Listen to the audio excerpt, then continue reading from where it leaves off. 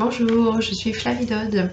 Aujourd'hui, je voulais juste vous partager une petite information concernant les soins énergétiques.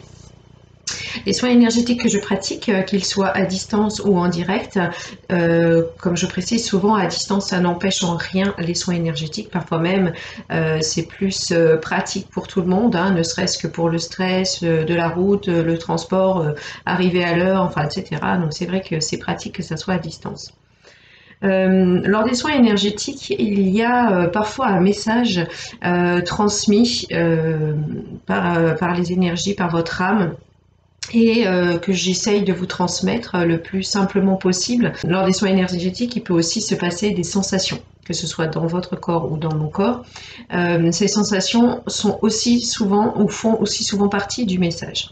Donc, il est intéressant à la fin du soin d'échanger pour que vous me disiez ce que vous avez ressenti, où vous avez ressenti, hein, que ce soit du chaud, du froid, des vagues d'énergie, voilà, des picotements, rien. Voilà. Ou une sensation qu'il se passe quelque chose, une sensation d'allègement, une sensation de lourdeur temporaire, ou par exemple si vous avez mal quelque part, cette douleur qui s'aggrave, ou des acouphènes qui viennent de plus en plus fort. Toute information est intéressante et transmet un message.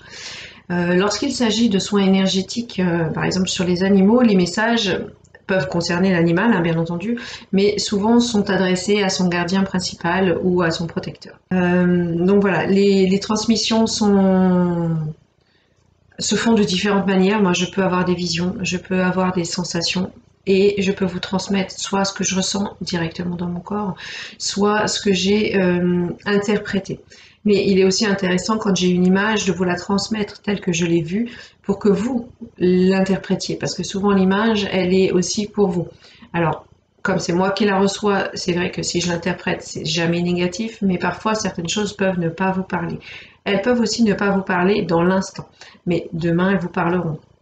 Parce que le soin énergétique agit bien sûr sur plusieurs jours, et en fait pendant toute cette action que le soin énergétique aura sur vous, les informations vont pouvoir vous être transmises ou vont pouvoir vous arriver, et vous allez pouvoir mieux interpréter ou mieux comprendre les messages ou les signes que vous avez reçus pendant le soin.